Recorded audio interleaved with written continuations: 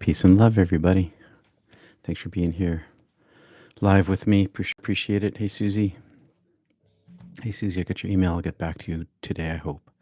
Thank you. I had to think about it. Hi, everybody. Today, I want to talk to you about a wise saying from Baal Shem Tov, the famous Jewish mystic and founder of Hasidism. He said, "Your fellow human is your mirror. If your face is clean, the image you perceive will also be flawless.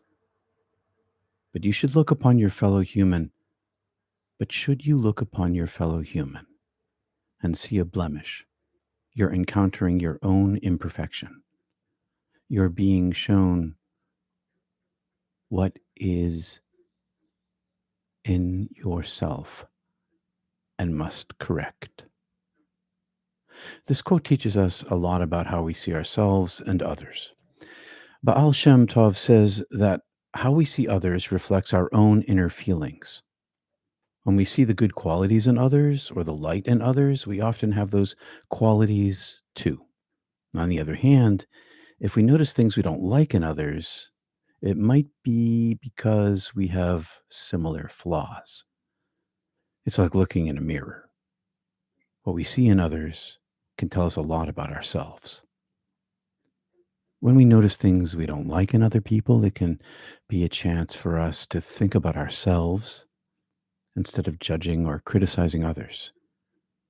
We might ask ourselves why these bother us. It could be because we have those same flaws. By thinking in this way, by training our minds to think in this way, we can learn more about ourselves and try to improve. This idea is similar to something in psychology called projection. Projection means that sometimes we see our own negative traits in other people, and we say so. By understanding this, we can be more careful about our judgments and use them to grow as individuals. Baal Shem Tov is teaching us to be mindful and use our judgments as tools for self-improvement. In a spiritual sense, in a mystical sense, having a clean face means being pure, clear, unshadowed, and good-hearted. When we have a pure heart, we see others positively because the light in us sees the light in them without filtration from the shadow self. My face is not clean. I haven't been shaving this summer. I am a scruffy fellow. Symbolically, I still have things in my way. My heart, as a human, cannot be as pure as the pureness of the divine. But the more pure I become through my practices and my actions, the more I see light in others and not so much scruffiness. This teaches us that keeping our inner selves pure, or aiming toward purity, towards clarity, helps us have better relationships with other people, but primarily with ourself. It reminds us to focus on non-judgment, interior cleansing, non-attachment to self, and kindness while seeing others in their goodness, their innate interior goodness, that little diamond inside of them. Out of the treasure of the heart, the mind sees. Baal Shem Tov encourages us to look at others as mirrors of ourselves. We see this on the national stage. It's in our news every day. It's in our lives. This helps us understand our own behaviors and attitudes. By doing this, we work on fixing our flaws and becoming better, more awakened people. It also allows us to build better, more understanding relationships with those around us and better understand our standing, our location on our spiritual path. The mirror, the mirror image that we see in the world tells us lots about ourselves and less about the other person. Thanks for listening this morning. I hope that you find Baal Shem Tov's wisdom inspiring. So let's try to look at others with empathy, feel this, and use what we see to grow and improve ourselves. It's a simple practice of seeing what's there rather than what we think is there. And that has to do with clarity of mind, clarity of heart. Good morning, Basilia. Good morning, Kendall. Hey, Rebecca. The Baal Shem Tov is very interesting. He is very interesting. He's the founder of Hasidism. I think he was born around 1703. Comes from a line of mystics, other rabbis who were his teachers, going back a few generations from what I've read. Good morning, Rebecca. Hey, Wendy. All right. Thanks for being here live this morning. We have 20 people live here this morning. That would be a crowded room if we were all sitting together. So remember when we're practicing together that you're not alone in your practice. We are gathered here. Hey, Sharon. Thanks for saying so, right? That you're here. Appreciate that. When we're gathered together, this interior goodness that lives inside each of us is us, can be shared in the collective. This is an experiment. This is an ongoing 4-year-old experiment in group meditation and the impact of group meditation. Lives are changed through practice, not just exteriorly in our relationships, but interiorly, primarily through non-attachment. And that non-attachment practice produces a clearer image in the mirror. It's amazing. And the more you practice, the better you get at it, like everything else in life. So at Kriya practice yesterday, we practiced a little bit of the Ujjayi breath. And I wanted to bring that in a little bit this morning. You can practice your centering prayer, but this is very similar, right? So my feet are flat on the floor. And Ujjayi breath comes from the yoga tradition. And basically what it does is it brings the attention, the emphasis of your thoughts to the back of your throat, right? Way back, kind of back up here. It's a practice where we breathe into our belly. So I'll just demonstrate. So I'm breathing in through my nose. My spine is straight. I'm relaxed. Everything is relaxed. I feel my belly. I pause at the bottom. But instead of following the feeling of my breath all the way down, I keep my mind on the place sort of at the top of the throat, behind the sinuses, where there's this little space where you can feel the air, clearly feel the air in that spot. On the in-breath and on the out-breath, that's the space where you bring your mind and emphasis.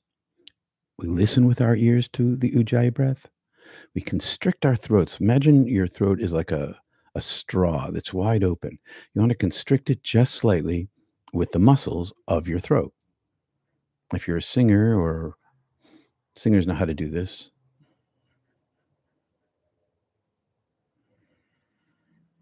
just slightly. So you have this little compression in your throat of these muscles. You have which brings your mind to there. And you have this little space in the back of your throat, which brings your mind to there. And on the in-breath and on the out-breath, leave your mind in that space to the best of your ability. When your mind wanders, come back to it. And the reason why we do this, one of the reasons why we do this, is because it teaches how to bring your mind to specific spots inside your physical body. It makes you feel. How often do you actually feel the interior of your body? This helps us learn to feel the interior of our body.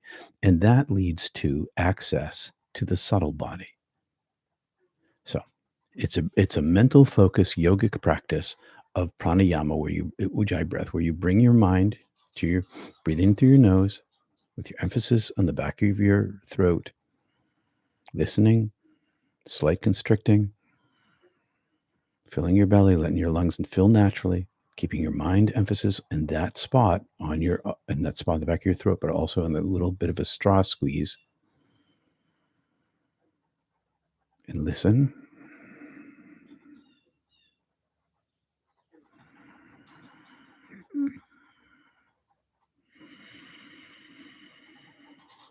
Okay. Lips are gently closed. So practice this a little bit today. Keep your mind in that space. You're training your brain. Meditation is brain training. It rewires your brain to, and it gives you control over your mind, over your thoughts. And it develops a practice of non-attachment with each single breath where you're not paying attention to your egoic self. I should let you know that the red squirrels are in the studio this morning a little bit. They might be, we'll see what happens. They are my friends. All right, so here we go. Hi, Wanda. Hasidism. That's a new one to me. What is inspiring also is learning that wisdom is available all around us whenever we are, and if we are open to receive it. This is totally true. And the Hasids, you might see them in New York City, the big beaver hats and the long ringlets, and the women wear covers over their heads, and very modest dress. The style is sort of late 1700s, which aligns with the time when Baal Shem Tov lived. All right, my feet are flat on the floor. I'll see you in at 8:30. I've changed the alarm again. I'll begin us with a little bit of Ujjayi breath. So feet flat on the floor. Then you can practice whatever you want, whatever your style of practice is. Feet flat on the floor, hands in a mula like this on my lap. Relax everything. How to do an energetic relaxation process with your body. And I'm addressing my blanket because it's still chilly here this morning on the coast of Maine. Into my belly. Gentle expansion, not a hard expansion. Pause. Right back up my spine. Now I found the spot at the top of my throat. I'm leaving my mind there. Constricting.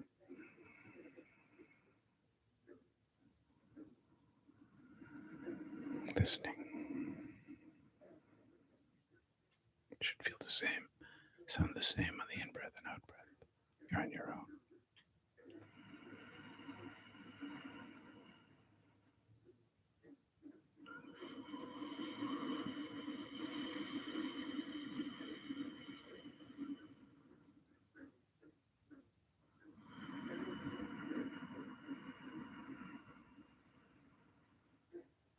As in all meditation, when your mind wanders, go back to this space.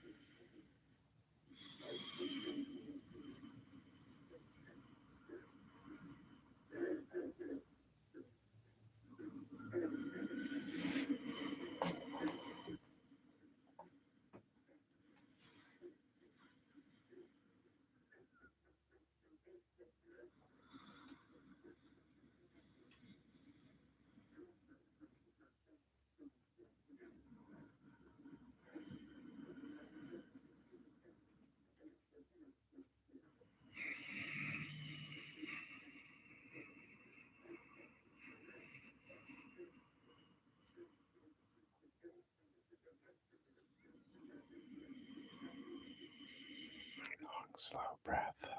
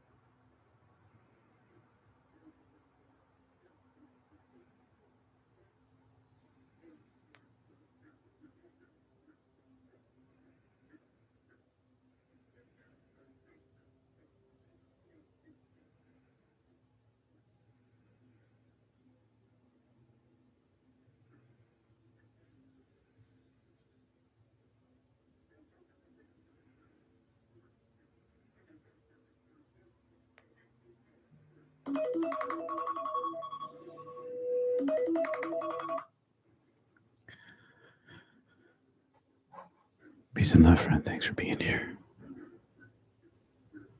Yes, where your adenoids used to be, Kristen. Thank you, Wanda. Peace and love, everybody. See you Sunday. Keep your meditation practice. It grows.